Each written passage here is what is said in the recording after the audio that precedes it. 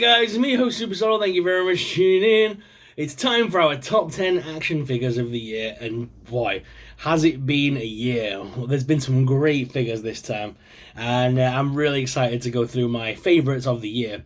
I'm not just going to look at action figures, I'm going to look at toys in general, so anything in my collection is fair game to be a part of this top 10.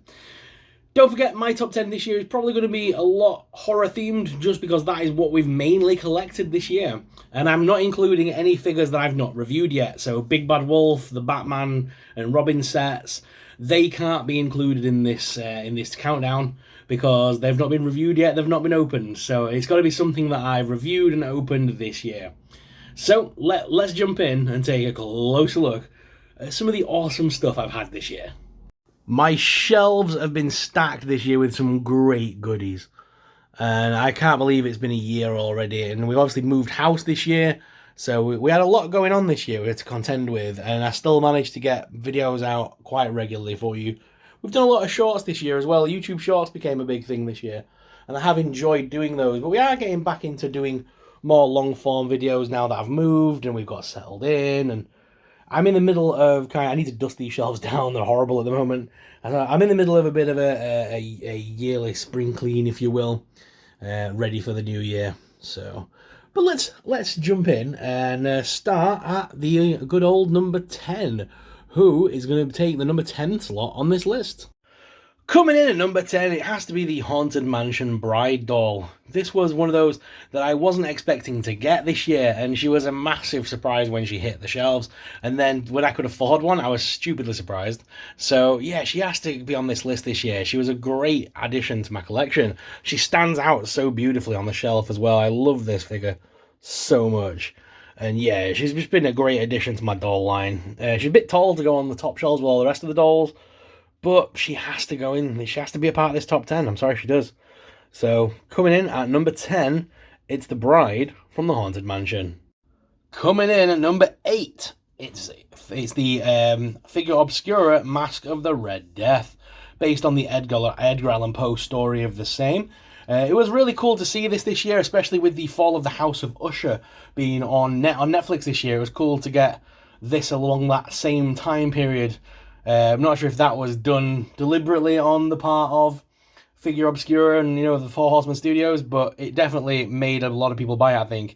Obviously, in the TV program, The Mask of the Red Death was played by a woman, but this was a really cool addition to the collection.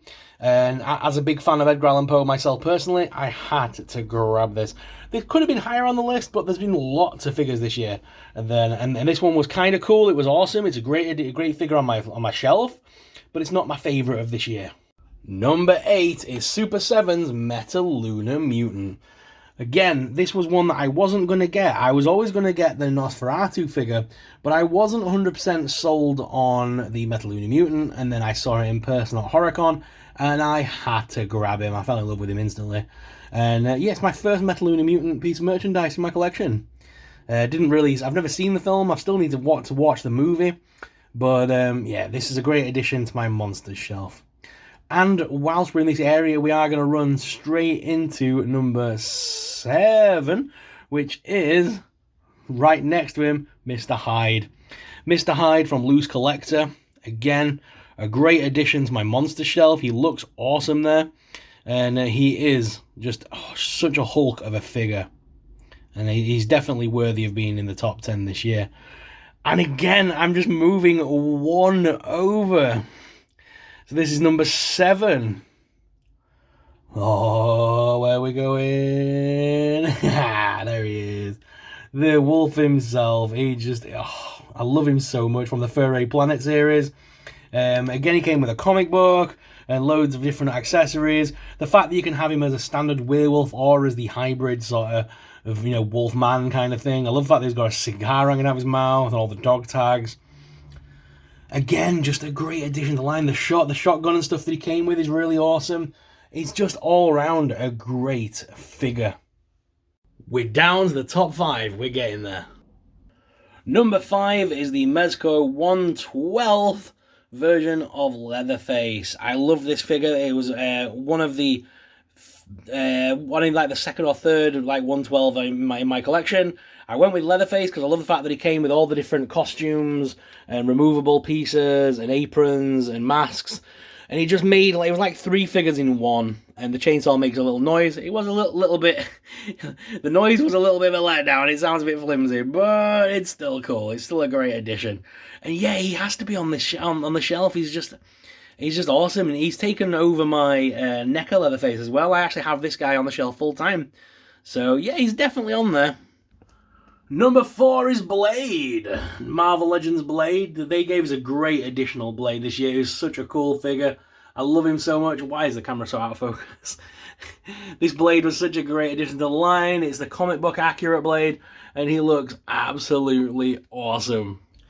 Coming in at number 3, we're back with the figure obscura, Jacob Marley. He had potential to be number 1 on the list this year, but there's just a couple of other things in my collection that pipped it.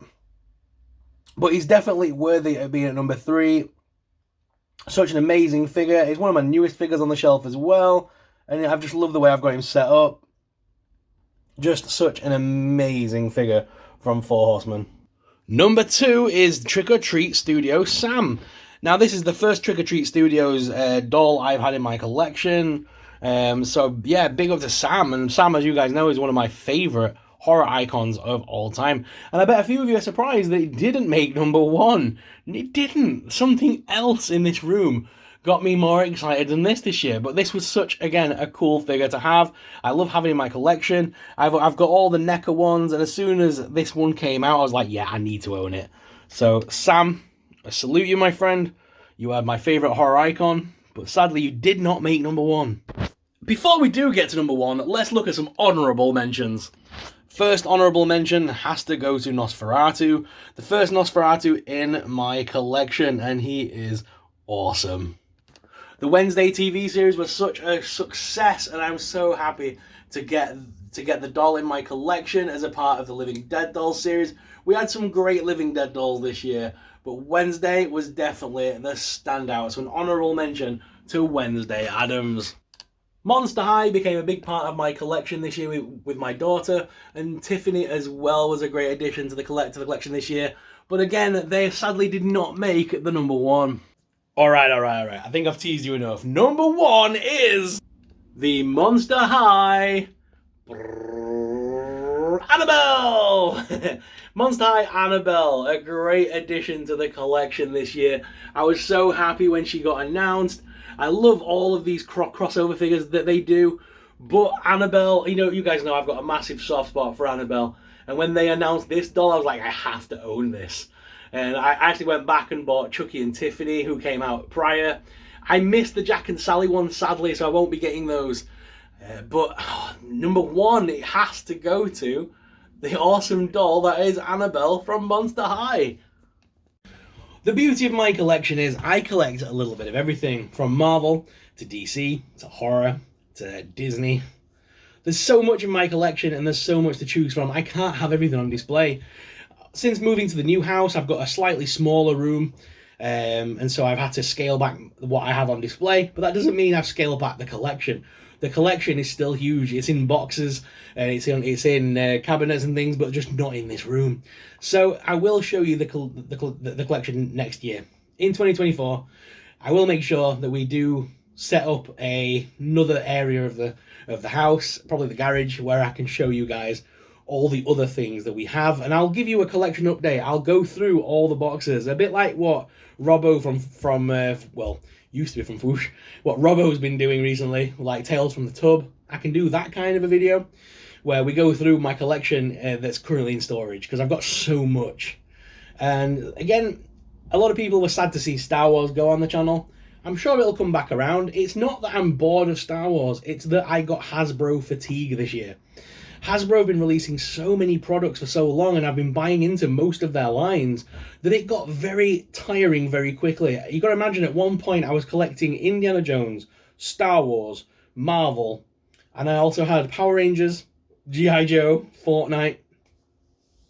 It just got too much, so I had to stop. And I thought the best way to do it would be to completely scale back on the Hasbro collection. And I've still got some odd things in my collection, like I've got a shelf of Marvel Legends, And I have still saved my favourite from the Black Series.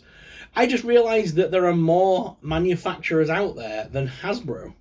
And I've been such a Hasbro fanboy for so long that I was kind of getting lost on just doing Hasbro products.